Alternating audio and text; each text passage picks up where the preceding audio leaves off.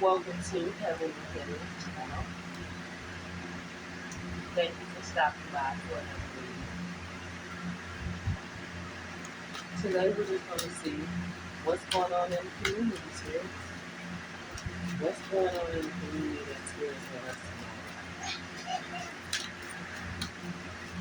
know? What are the energies that you would like for us to discuss today? Ooh, okay, and it popped out with 4 cards. Okay, let's see who we got.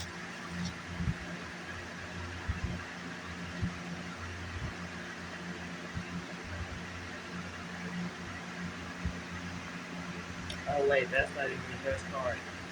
Stuck together. The first card in the community today is companionship. So the spirits want us to talk about companionship or the lack thereof in the community.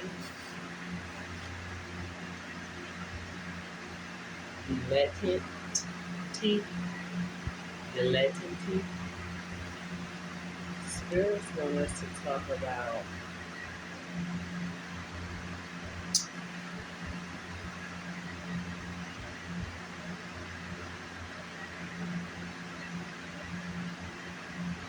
superficialness in the community.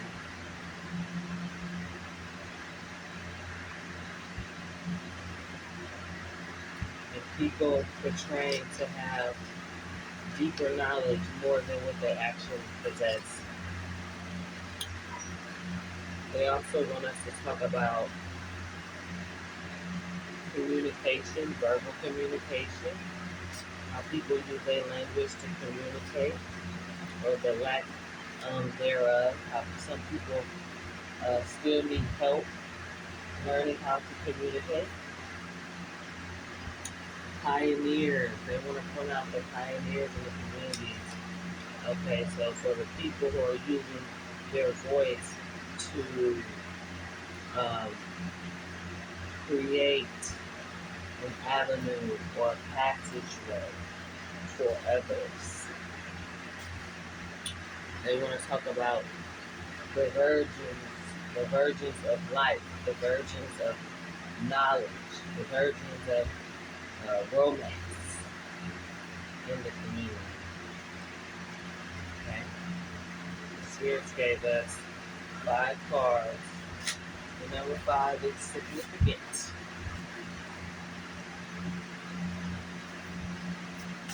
5 can symbolize change in the community, a need to change, a need to adapt, advancement. First card we have is the Ace of Coins in reverse. The Ace of Coins in reverse to clarify compassion in the community. So due to the lack of compassion in the community, a lot of people are experiencing setbacks and lack of financing. Then we have the Daughter of Coins to clarify dilettancy.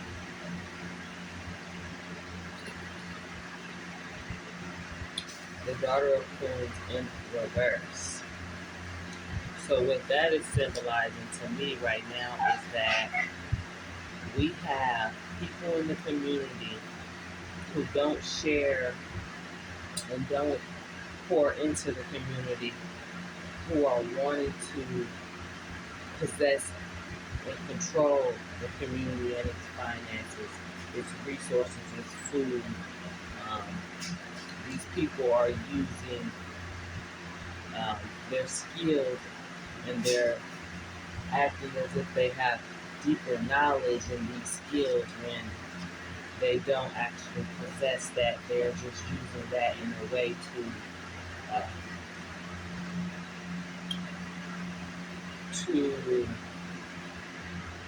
fabricate their own rapport in an industry or in a system. The daughter of coin symbolizes a fight.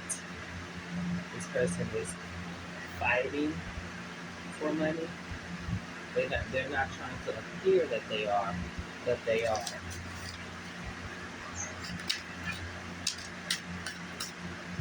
Then we have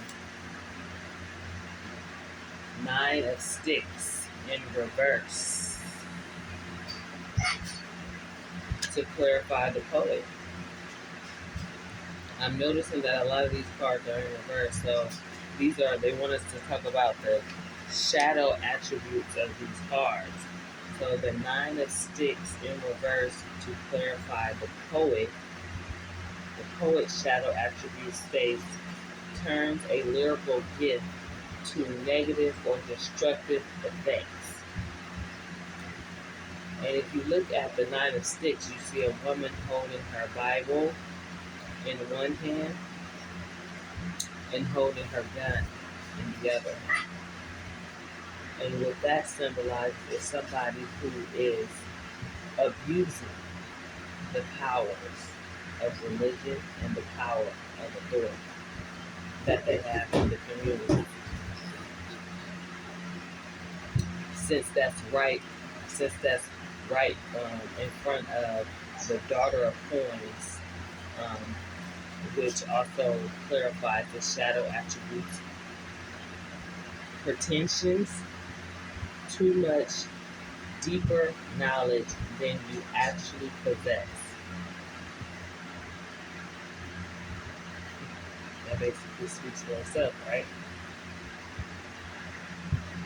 So then we have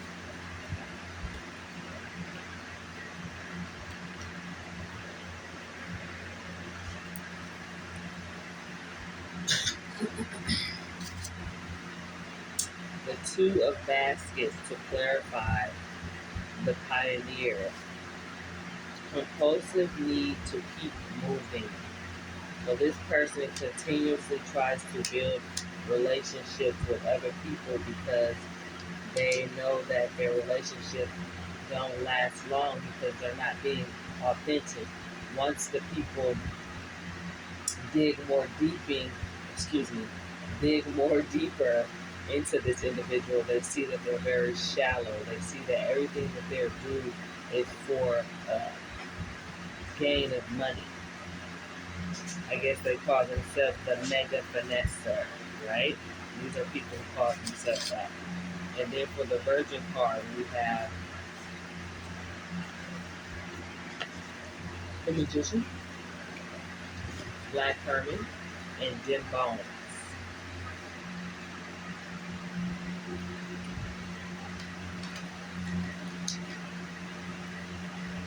These people, the shadow attribute of the Virgin card signifies that these people fear intimate union because once people become intimate with them, they see that they have no deeper knowledge that they projected out into the community. It was just their ego. It was them just trying to create quick relationships and seeing what they can gain out of it.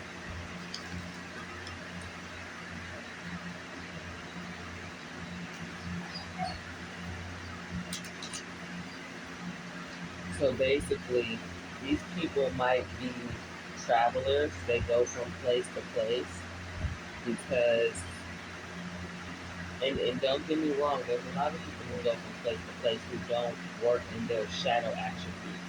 But you can tell the difference between them and others. They actually have connection. They don't fear intimacy. Um, they actually welcome honest people, people who don't want to steal from them, people who don't want to kill them over $5, over a ring, over a car, I just thought to myself the other day, I was like, well, you know, someone had damaged my car, and I was thinking, is their life really worth that car? I mean, yeah, they inconvenience me, they cause me to not, be able to do what I need to do that day, but their life is much more valuable than that. And it's sad that the person who was harmed can look at the assailant and say, your life is so much more valuable than you coming over here damaging my vehicle and me wanting to take your life or praying that somebody else does that.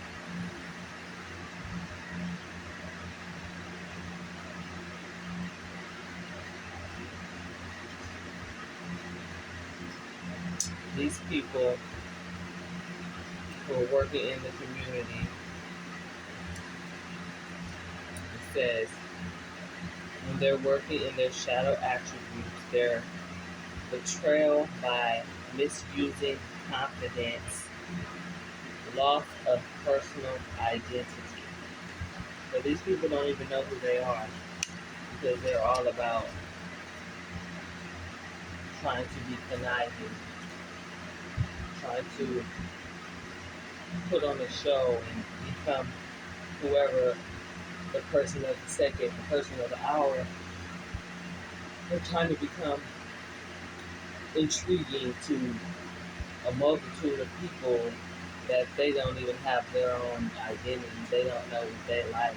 They don't know what's their favorite music. They don't know. Their favorite music is whatever the person that's going to help them or give them money favorite music is. It's like, have you ever been around someone and you wanted to learn something new, but you can't learn anything new because this person doesn't have an identity? They can't expose you to new things because they're always trying to put up a facade and basically become a reflection of you. Like, you can't be me, you have to be yourself. Yes, we come together because we have things in common, but we stay together because we have differences. And those differences excite each other because I know that possibly you like music, you like the musical arts, and I like the visual arts. And when we come together, we make a whole movie. But if you decide to put down your musical arts and decide to pick up my visual arts, then now we're lacking. Because you're taking away the most important part of you, that difference that you have. That difference that you can educate other people on. That's what makes us special. That's what makes us a community. That's what makes us powerful.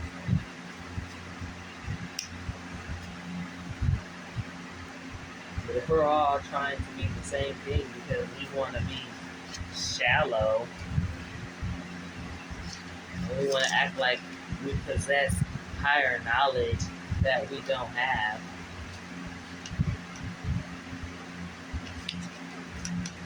and creating facades through gossiping,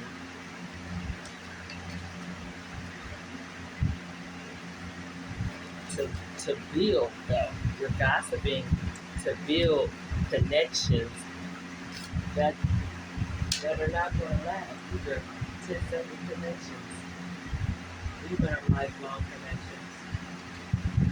And if some happen to be, they'll be so surprised because that's not what they expected. And see, and that's another way that people kind of get themselves caught up into situations where they're in a bad place because they end up meeting these shallow individuals who are there for a good time, not a long time. And they end up staying around them, and the person's whole objective is to deplete you from all your resources, all your food, your knowledge, take on your identity, start to walk like you, talk like you, dress like you. Now their favorite cartoon, your favorite cartoon is their favorite cartoon. Like, and now they're going outside, being you to someone else, and that's not even their character.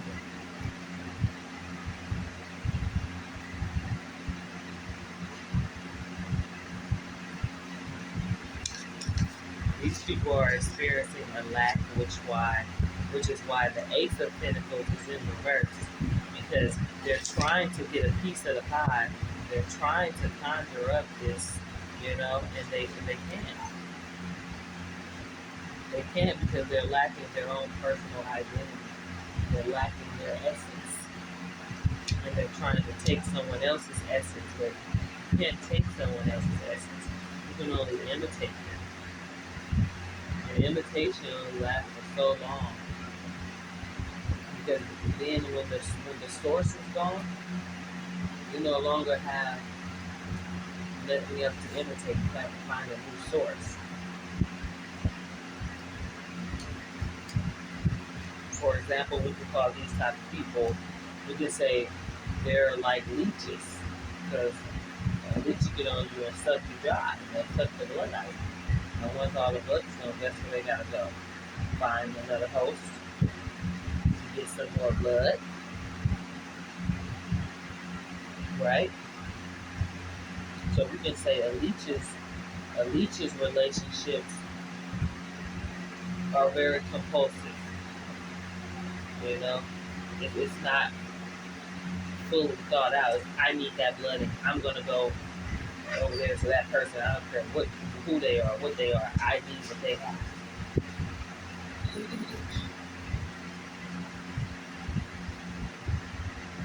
And here we have the magician in reverse. And these people think they're creating all these spells and think they're stopping and blocking other people, tearing down with other people's relationships, with their magic. They don't know that they went to a reader. They probably know now. They went to a reader. A reader read to them.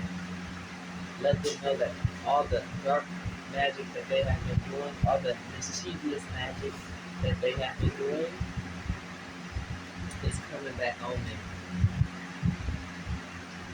I can see them now, they're shocked. Their eyebrows standing up. Even if they painted them, they standing up. Okay? You see this girl? She covering her mouth. She can't believe what that reader is telling her. Girl, all I see, you done went out here and did all this mischievous magic, caused all this chaos, and everything.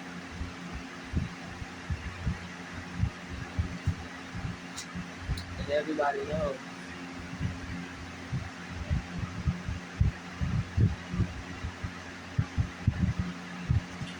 And they're falling out.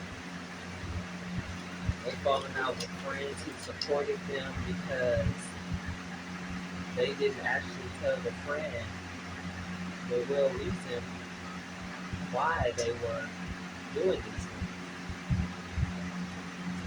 Spirit is telling me that this is a person who likes to get pity from people. They like to, if something bad does happen, they like to stretch it out like, oh, my boyfriend cheated on me. And then they like to fabricate stuff on top of some truth. So if the boyfriend did cheat, then they'll just go, and he cheated in her house and I called him and she was eating the baby snacks and just to get more pity. Just to, in the hopes of playing on someone's emotion and creating a trauma bond. Oh, my mom passed away. But they didn't tell you that them and their mom was doing black magic on someone who's high ranking in the spiritual world. And it wasn't just, oh, the mom passed away. It was that everything that had happened had came back on her. And it wasn't just because they did it to this one high ranking person in the spiritual world. It was the effect of all the other people that they had slandered.